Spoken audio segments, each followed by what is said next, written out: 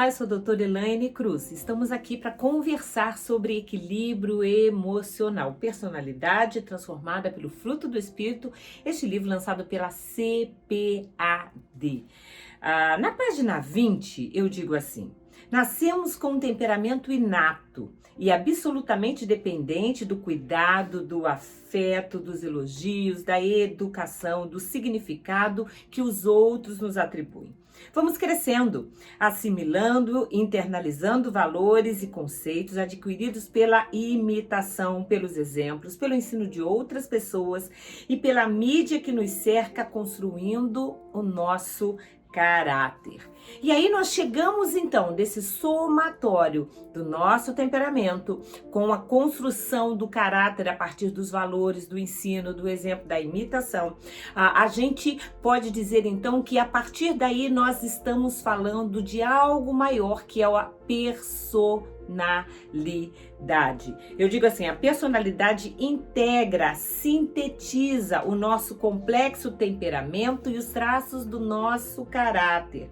Mas vai além, pois é a soma total dos impulsos, afetos, ideias, defesas, aptidões, talentos, reações e comportamentos, tanto social, particular, quanto globais, que muitas vezes nos chegam e são influenciados pela mídia e por outras pessoas. A personalidade, então, é um mundo muito complexo que engloba o nosso temperamento, que engloba o nosso caráter e vai além, as nossas decisões, aquilo que a gente vai introjetando, vai internalizando, vai vivenciando e também depois vamos formando e informando as outras pessoas. A personalidade envolve todo o complexo mundo pessoal humano, engloba o corpo e a mente humana. É o que realmente somos, a persona, o eu, a nossa alma. Essa alma que pensa, essa alma que sente, essa alma que decide, a alma que literalmente interage. Eu digo isso aqui na página 19. A alma pensa, sente, tem vontade, decide e se comporta. Ela une temperamento, caráter, personalidade, comportamentos e precisa ser submetida inteiramente a Cristo. Quando a gente fala de persona, a gente está falando do eu, a gente está falando de quem nós somos, de um processo muito particular, que é um processo chamado de individuação, que acontece no início, ali quando nós temos 20 e poucos anos, na realidade ele se fecha naquele período, quando nós de fato vamos internalizando o meu ponto de vista, aquilo que eu penso. Então a gente vai para uma escola com um grupo de amigos, a gente aprende ali, a gente aprende em casa, a gente aprende na escola dominical, a gente aprende na igreja, a gente aprende com primos, a gente aprende a partir da mídia, e aí vai chegando uma hora que nós vamos criando os nossos valores, os nossos princípios organizadores das nossas emoções, do nosso comportamento, das nossas atitudes. A gente vai se organizando como uma pessoa única,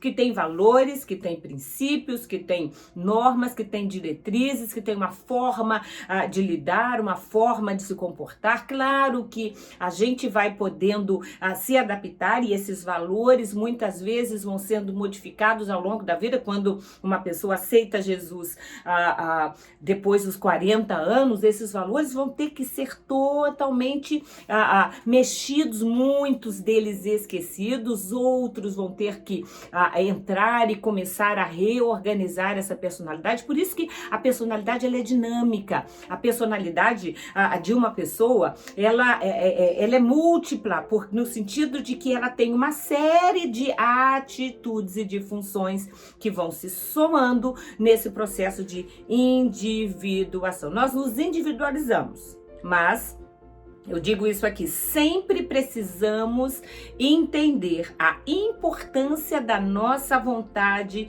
nesse processo de escolher e de construir quem nós somos. Deus nos deu livre-arbítrio.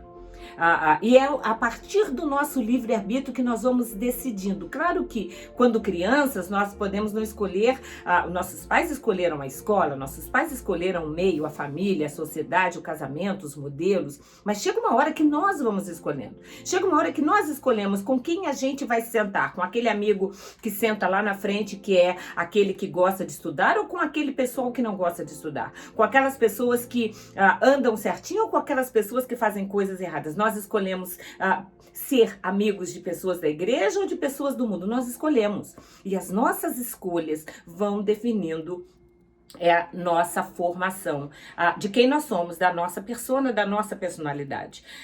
Eu digo assim, nossa vontade exerce o poder, página 20, nossa vontade exerce o poder de escolher e decidir ou não permanecer nas escolhas anteriores.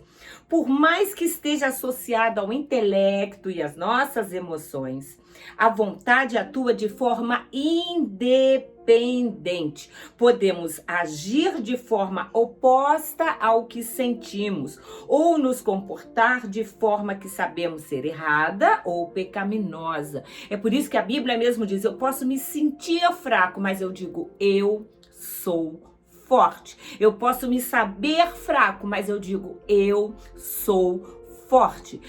E literalmente assim, às vezes a nossa vontade, a nossa fala, a nossa decisão vai na contramão daquilo que a gente sente. A gente sente fraqueza, a gente sabe da nossa pequenez, a gente olha para um lado e para o outro, não vê saída, não vê porta, não vê solução, mas a gente declara, eu sou mais do que vencedor. E isso o Evangelho ensina pra gente o tempo inteiro. Nós não sabemos como, mas a gente sabe que Deus vai fazer. A gente não vê, mas a gente crê pela fé. E essa habilidade de decidir confiar mesmo quando a gente não vê portas, de decidir esperar contra a esperança. É uma decisão humana e é uma decisão importante. A nossa personalidade, ela é ativa. Cada vez que fazemos uma escolha, tratamos nosso temperamento ou refazemos um conceito, alteramos a nossa personalidade. As decisões de vida, assim como o exercício profissional, conjugal e parental, bem como o uso de talentos e habilidades que a gente vai incorporando e vai aprendendo ao longo da vida, também reestrutura nossa personalidade. As nossas vivências e saberes transformam quem nós somos. E quando a gente aceita Jesus, e é muito lindo isso, a gente traz para ele a nossa alma, a gente traz para ele todo esse complexo mundo interior, com vivências, com coisas que a gente já passou pela vida. Quando nós chegamos, eu tive o privilégio de nascer num lar evangélico, então toda a minha vida, graças a Deus, foi pautada na igreja, servindo ao Senhor, trabalhando com os meus pais, criei meus filhos na igreja. Isso é um privilégio, mas é um privilégio, eu sei, que de poucas pessoas. A maioria chega depois que depois de 20 anos, chega na adolescência, tem gente que chega com 40 anos, com 50 anos, não importa onde a gente chega ou quando a gente chega. A verdade é que quando a gente chega, as coisas precisam mudar. E mesmo na gente, que aquelas pessoas que, como eu, fomos criados dentro da igreja, quantas vezes a gente não ouve, quantas vezes a gente não percebe que o ensino, uma educação, uma amizade, começa a alterar alguns princípios e a gente precisa voltar à Bíblia.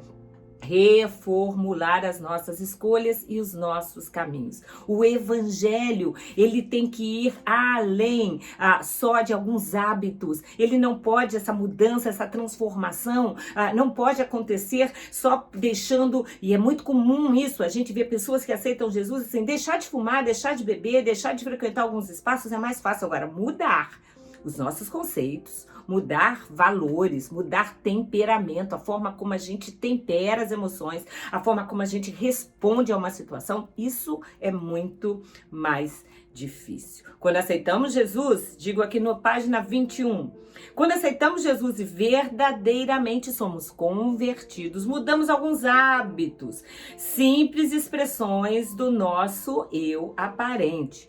Muitos deixam de fumar, de beber, de falar palavrão ou de frequentar espaços nocivos e violentos. Mudam alguns hábitos, simples traços do caráter, mas não necessariamente sua personalidade. O evangelho tem que ir além, porque só o evangelho tem o poder também de transformar o nosso eu interior. É muito lindo isso. Mesmo que quando uma pessoa chega a convivências tão difíceis, tendo um monte de conceitos que precisam ser refeitos, a sua personalidade já machucada, ferida, marcada, magoada, com uma autoestima completamente destruída, ainda assim o evangelho é tão lindo que ele vai reformulando, reconstruindo a nossa visão de quem nós somos. Tem muita gente que chega, por exemplo, na igreja e tem uma imagem de pai muito ruim, e eu me lembro que certa vez eu estava, isso era solteira ainda, devia ter aí uns 17 anos, fazendo uma EBF, Escola Bíblica de Férias, e eu me lembro de falar de Jesus como um Deus, mas como um pai amoroso, e eu comecei a falar do pai que era amoroso, assim como seu pai, e eu lembro que uma menina levantou, ela tinha 7 anos de idade, e ela disse para mim: tia, se Deus é como meu pai, eu não quero saber de Deus. E ali eu pude compreender que, na verdade, a história daquela menina que depois se tornou evidente que ela tinha sido abusada pelo pai, ela maltratada pelo pai, o pai a espancava. Como é que uma menina interpreta o papai do céu de uma forma diferente? Exatamente assim. Nós precisamos ir reformulando. E essa menina, hoje, claro que já está casada, já tem uma vida com Deus, mas ela teve que aprender a reformular o seu conceito de pai. Para lá na frente, reformular o seu conceito de marido, o seu conceito de casamento, o seu conceito de vida sexual, para que pudesse casar e ficar bem casada. Da mesma forma nós fazemos do ponto de vista espiritual. A gente vai reformulando. E só o evangelho é capaz de fazer isso. Uma pessoa pode ficar anos, e eu sou psicóloga, sou terapeuta e sei disso, uma pessoa pode ficar anos fazendo terapia, sendo ajudada, muitas coisas ela vai conseguir superar, mas essa mudança, essa mexida interna, só o Espírito de Deus pode fazer. Hebreus 4 diz o seguinte, que a palavra de Deus é viva e eficaz, mais afiada que qualquer espada de 2 gumes. Ela penetra até o ponto de dividir alma e espírito, juntas e medulas, e julga os pensamentos e intenções do coração. Deus quer todo o nosso eu. Ele quer trabalhar lá no nosso íntimo. E coração na Bíblia fala de alma. Coração na Bíblia fala de pensamentos, de sentimentos, de devoções, de escolhas, de vontade, de tudo aquilo que nós somos. Nós somos complexos, nós somos difíceis, mas nós precisamos nos voltar para Deus. Deus quer toda a nossa personalidade, o nosso eu inteiro, o nosso eu interior. Ele quer dominar nosso comportamento intencional, equilibrando nossa vida emocional. Deus deseja a nossa alma totalmente restauradas. E lembre-se, todas essas mudanças que o Espírito Santo quer fazer em mim e em você só serão possíveis com a nossa permissão. Ele quer fazer, Ele quer nos tratar, Ele quer nos mudar, e tudo que nós precisamos fazer é dizer a Deus: Deus, eu quero ser um barro moldado por Ti, para que o Senhor me molde de acordo com a Tua palavra, para que eu seja o melhor de mim mesmo. Que Deus te abençoe, em nome de Jesus.